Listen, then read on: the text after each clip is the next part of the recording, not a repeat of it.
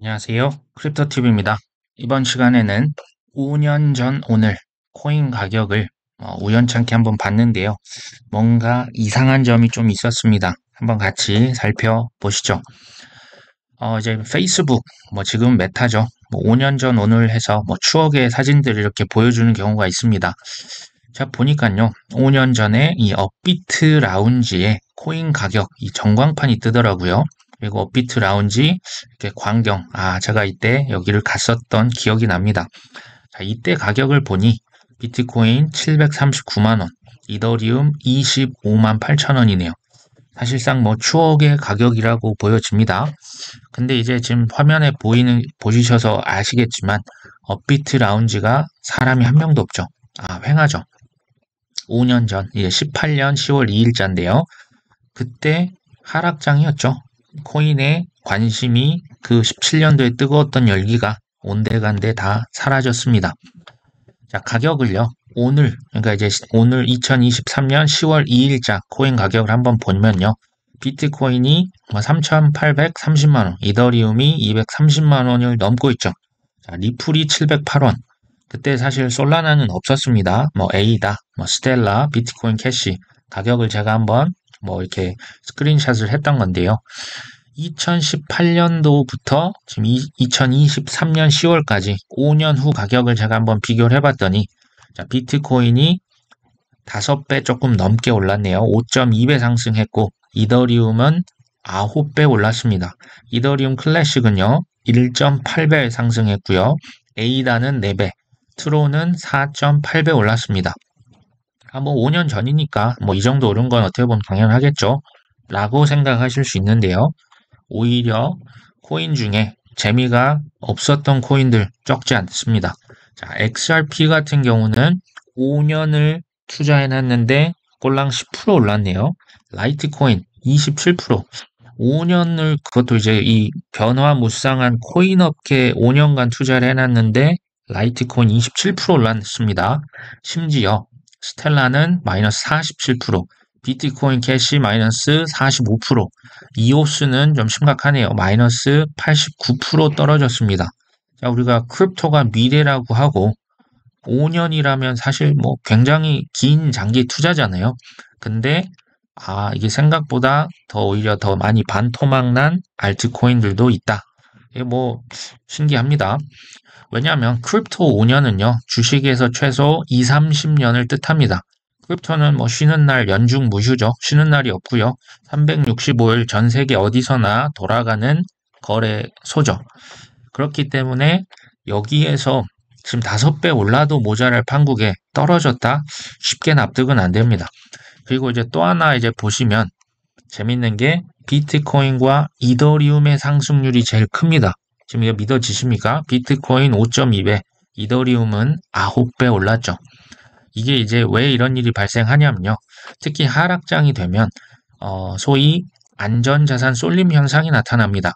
비트코인과 이더리움과 같은 상대적으로 몸집이 큰 자산들의 이제 사람들이 쏠림 현상이 나타나서 이들의 시장 점유율이 상승하는 경향이 나타납니다.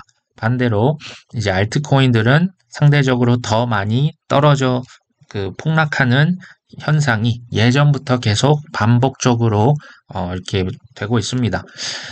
더 재밌는 것은 XRP와 스텔라 같은 경우 제가 이제 가정을 하는 거죠. 그 2020년도에 그 미국 SEC에서 리플랩스 소송을 걸지 않았다면 그때 이후 지금 3년이 거의 지나가고 있는데 아직도 이게 증권이냐 아니냐, 물론 일부 승소 판소는 났지만 이게 3년이나 갈 일입니까?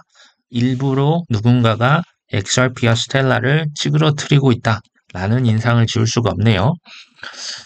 미국의 최대 은행 JP 모건에서 이제 9월 30일 기사입니다.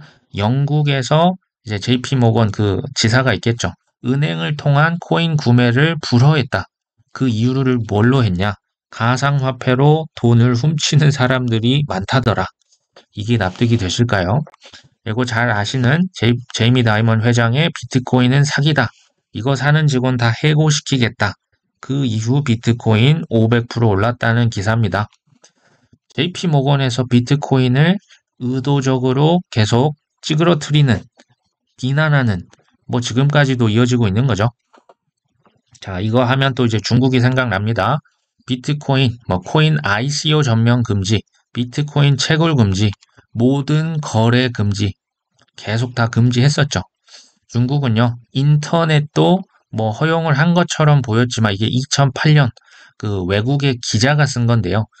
중국에 가봤더니 뭐 인터넷 카페가 있긴 있습니다. 근데 접속을 해봤더니 모든 종류의 차단 메커니즘, 뭐 이런 게 뭐 학교나 기타 장소에서 노골적이고 무차별적인데 인터넷망은 있지만 검색 엔진을 이용할 수 없었다. 아무것도 안 된다는 얘기죠. 어떤 분은 이런 논문도 썼습니다. 중국 정부의 인터넷 통제, 세장 속의 자유다. 아, 인터넷도 이렇게까지 접속 차단을 시켰구나. 이제 제가 여기서 얻은 뭐 경험적인 결론이요. 중국이나 JP모건이 금지하는 것은요. 아, 다 대박 기술입니다. 이게 이제 제가 좀 신기해서 가져왔던 거고요.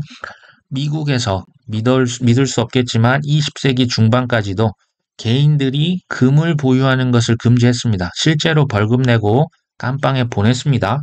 믿어지십니까? 사람들이 달러를 써야 되는데 자꾸 금을 쟁여놓고 금을 선호하니까 이제 그들의 통제력이 좀 약화될 것을 우려했겠죠.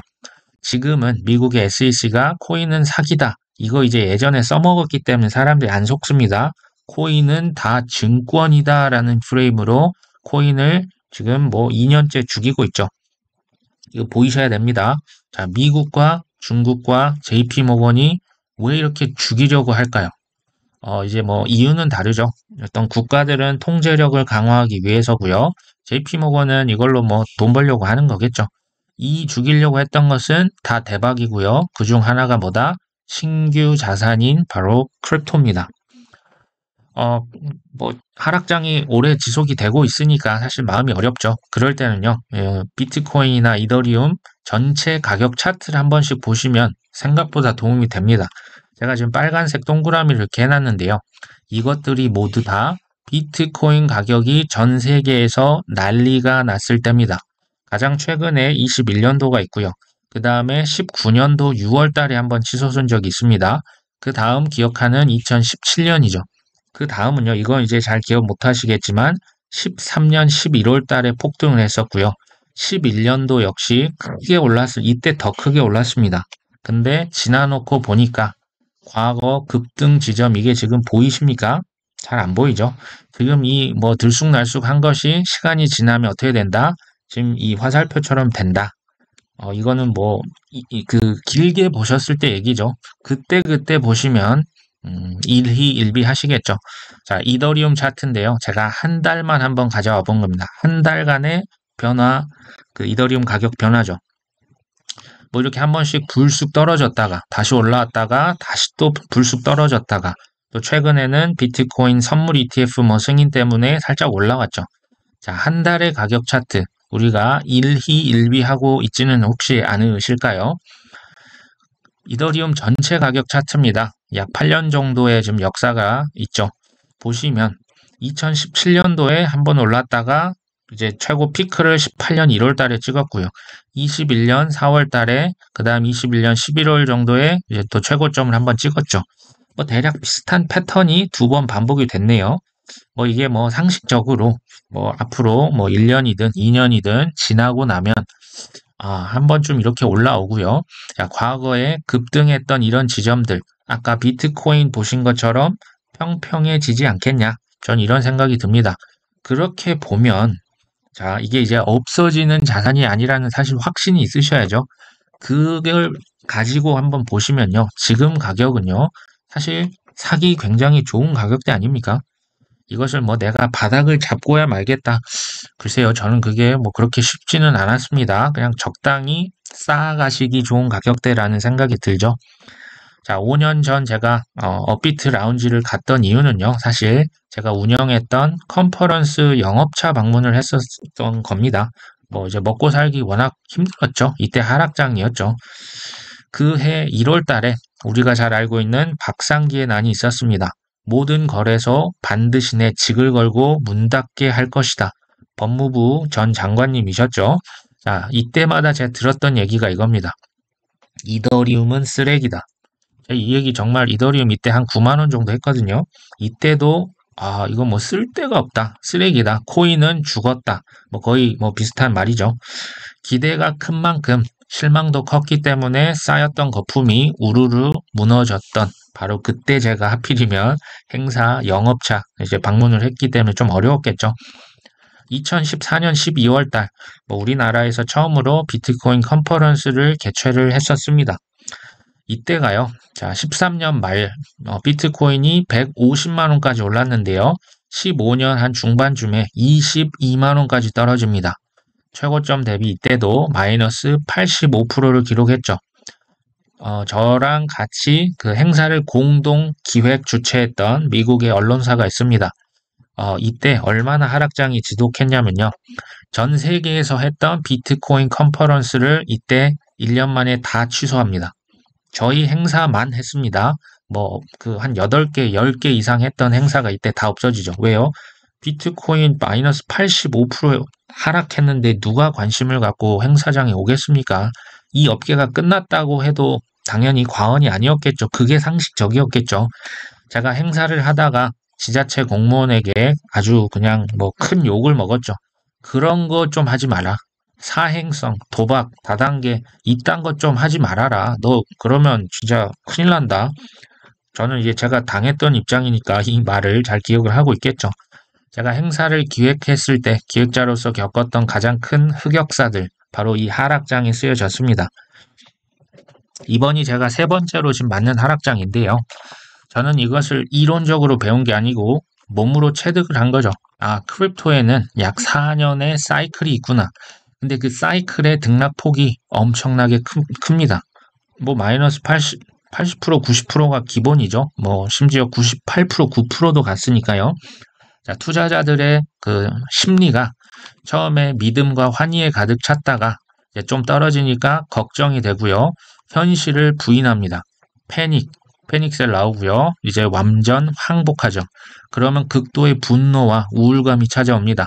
그 이후에 코인 가격, ETF가 승인되고 어쩌고 해도 여전히 불신입니다. 이 불신에서 다시 믿음과 환희로 가서 계속 반복되는 거죠. 자, 사이클의 하락장에서 항상 들었던 말 뭐였다? 이더리움은 쓰레기다. 코인은 죽었다. 제가 이 말을 잊을 수가 없습니다. 이때 이더리움 8만 원이었거든요. 9만 원이었거든요. 이런 얘기 하기가 너무 좋은 시즌 아니었습니까?